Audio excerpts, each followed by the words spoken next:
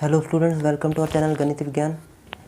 अब हम समझते हैं question number 16, principle of mathematical induction. Prove the following by using PMI या principle of mathematical induction for all n belongs to natural number. तो हमें जो क्वेश्चन दिया हुआ है 1/1 × 4 + 1/1 4 × 7 + 1/7 × 10, ये मल्टीप्लाई का साइन है, plus dash dash 1/3n-1 -2 × 3n + 1 equal to n/3n+1।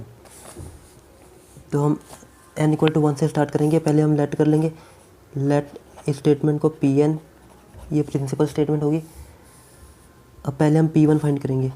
तो n = 1 मीन्स P1 में लेफ्ट हैंड साइड पे क्या है 1/1 × 4 4, तो ये हो गया 1/4। तो ये तो थी हमारी लेफ्ट हैंड साइड। उसके बाद राइट हैंड साइड में ये, तो यहाँ पे 1 पुट करेंगे तो राइट हैंड साइड में 1/3 1 प्लस ये हो गया 1/4। तो यहाँ से left hand side is equal to right hand side मिल गई। Therefore P1 is true. अब सेकंड स्टेप में क्या करेंगे, let Pk is true for n = k where n belongs to natural number. ये हमने 1 के बाद सीधा k क्यों पुट किया, ये इसलिए पुट किया क्योंकि हमने n = 1 के लिए पुट किया था। अगर हम n की वैल्यू 2 रखते तो फर्स्ट 2 टर्म और ये left hand side right hand side equal आई थी। अगर हम 3 रखते हैं n की वैल्यू तो 3 टर्म्स और इसकी वैल्यू इक्वल आ जाती। तो हमने 2 3 4 5 ये सब रखने के बजाय सीधा k रख लिया। k हमारा नेचुरल नंबर है, हमने बोल दिया कि k नेचुरल नंबर। तो ये हमने, तो अगर सभी नेचुरल नंबर के लिए ट्रू आ रहा है तो मतलब k के लिए भी ट्रू होगा। तो हमने मान लिया, लेट कर लिया कि Pk is true where n = k where k belongs to natural number. अगर 1 के बाद 2 के लिए ट्रू था तो k के बाद k + 1 के लिए भी ट्रू होगा। तो हम k के लिए हमने माना तो k + 1 के लिए प्रूव कर देंगे। तो ये प्रूव हो जाएगा हमारा पूरा क्वेश्चन। तो यहाँ पे हमारे पास जो n था वहाँ पे हम क्या रख देंगे k। तो ये जो स्टेटमेंट होगी Pk, ये बन गई 1/1 × 4 + 1/4 × 7 + 1/7 × 10 प्लस डैश डैश 1/3k - 2 और 3k + 1 और यहाँ रह गया nk/3k + 1। अब ये k के लिए हो गया, हमें शो करना है k + 1 के लिए। We have to show Pk + 1 is true. k + 1 true होगा व्हेन Pk इज़ ट्रू। जब Pk ट्रू है तो Pk + 1 भी ट्रू होना चाहिए, ये हमने प्रूफ करना है। तो जहाँ पे हमारे पास n था वहाँ पे हम क्या रखेंगे k + 1। तो अब जो टर्म बन जाएगी Pk + 1, ये होगी 1/1 × 4 + 1/4 × 7 + 1/7 × 10। यहाँ तक हम ये वाली टर्म तो पूरी लिखेंगे, उसके बाद एक और टर्म k + 1। तो ये हो गया 1/3k - 2 3k + 1। अब यहाँ पे हमारे पास n की जगह पे क्या आएगा k + 1 और इस n की जगह पे k + 1। तो यहाँ पे हम रखते हैं 3, यहाँ पे 3 और ये हो गया k + 1 - 2। उसके बाद 3 और ये n की जगह पे k + 1 और ये +1 और यहाँ इक्वल और ये n की जगह पे k + 1 और यहाँ पे 3 n की जगह पे k + 1 +1। तो ये होगी हमारी स्टेटमेंट। अब यहाँ से प्रूफ करना शुरू करते हैं। तो जो ये वाली टर्म थी इस पूरे की वैल्यू हमारे पास पता है k/k 3k + 1 है। तो ये हम रख देंगे k/3k + 1 प्लस, और अब ये वैल्यू हमारे पास जो बची इसका पूरा लिख देंगे 1/, ये हो गया 3k प्लस 3 और -2, 3k + 3 - 2, 3k + 1 रह जाएगा। तो यहाँ आ गया 3k + 1, 3k + 3 + 1, 3k + 4, ये हो जाएगा 3k + 4 इक्वल टू, यहाँ से हमारे पास k + 1, 3k + 3 + 1, 3k + 4, 3k + 4। तो अब इसको सॉल्व करेंगे। यहाँ पे हमारे पास ये दो टर्म दोनों कॉमन है, तो इसको हम कॉमन बाहर निकाल लेंगे। ये हो जाएगा 3k + 1 और अंदर रह गया k/1 प्लस ये नीचे रह गया 3k + 4। तो यहाँ से k + 1 और 3k + 4। अब इसको सॉल्व करेंगे फर्दर, तो ये हो जाएगा 3k + 1, यहाँ से एलसीएम लेंगे तो ये हो जाएगा नीचे 3k + 4 और ये वैल्यू इधर ट्रांसफ़र, ये इधर, तो ये k 3k + 4 और यहाँ पे 1।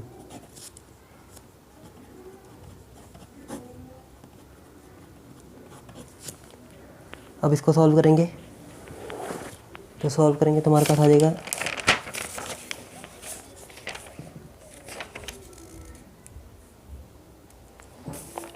1/3k + 4,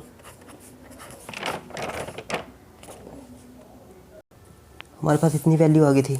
अब इसको सॉल्व करेंगे तो 1/3k + 4 और यहाँ पे इसको मल्टीप्लाई कर देंगे तो ये 3k² + 4k + 1/3k + 4 और ये राइट हैंड साइड पे k + 1/3k + 4 और यहाँ से अगर हम फैक्टर बनाएंगे तो ये हो जाएगा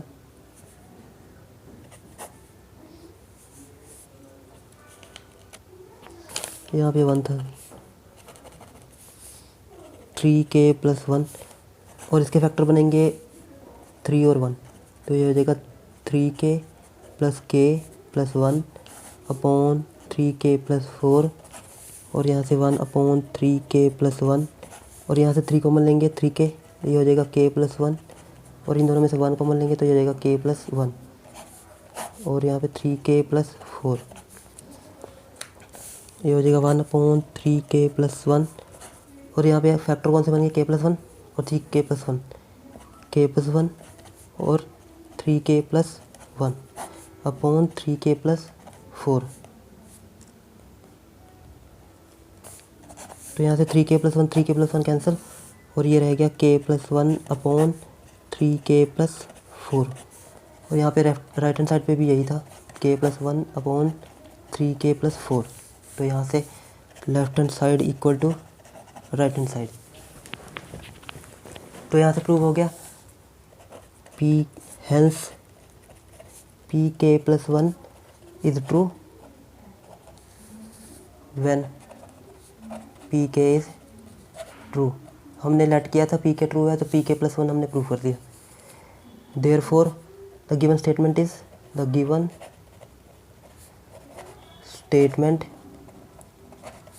is true for all natural numbers। इसके बाद देखते हैं क्वेश्चन नंबर 17। ये हमारा गिवन है क्वेश्चन नंबर 17। इसको भी सेम वैसे ही प्रूव करते हैं। पहले हम लेट कर लेते हैं, इसको हम करेंगे लेट Pn। ये हमें स्टेटमेंट दी हुई है 1 × 3 × 5, ये हमें स्टेटमेंट दी हुई है। तो हम यहाँ से लेट n = 1। तो left hand side P1 find करेंगे। लेफ्ट हैंड साइड पे फर्स्ट हमारे पास है 1/3 × 5, तो ये हो गया 1/15 और यहाँ से राइट हैंड साइड पे n/3 to n + 3, यहाँ पे n की वैल्यू 1/3 2 × 2 + 3 और ये हो गया 1/3 × 5 मीन्स 15। तो left hand side right hand side equal हो गए। नेक्स्ट स्टेप हम प्रूव करते हैं k के लिए। अब लेट करेंगे सेकंड स्टेप में, let P K is true for n equal to K where K belongs to natural number. तो जहाँ पे n होगा वहाँ पे हम के रख देंगे। तो हमारे पास स्टेटमेंट बन गई 1/3 into 5 plus 1/5 into 7 plus 1/7 into 9 plus dash dash 1/2k plus 1 2k plus 3 equal to k upon 3 2k plus 3। ये हमारी स्टेटमेंट बन गई पी के की। अब हमने शो करना है पी के प्लस 1 के लिए, we have to show P k plus 1 is true when P k is true. अब जहाँ पे हमारे पास n था वहाँ पे हम k प्लस 1 पुट कर देंगे। तो हमारी स्टेटमेंट क्या थी, ये वाली, n की जगह पे k प्लस 1 पुट करेंगे।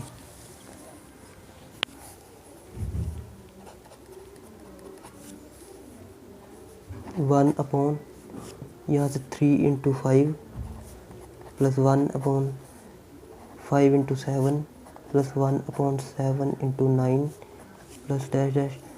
अब ये टर्म तो लिखेंगे, इसके बाद k प्लस 1 वाली टर्म, तो ये हो जाएगा 2k प्लस 1 2k प्लस 3।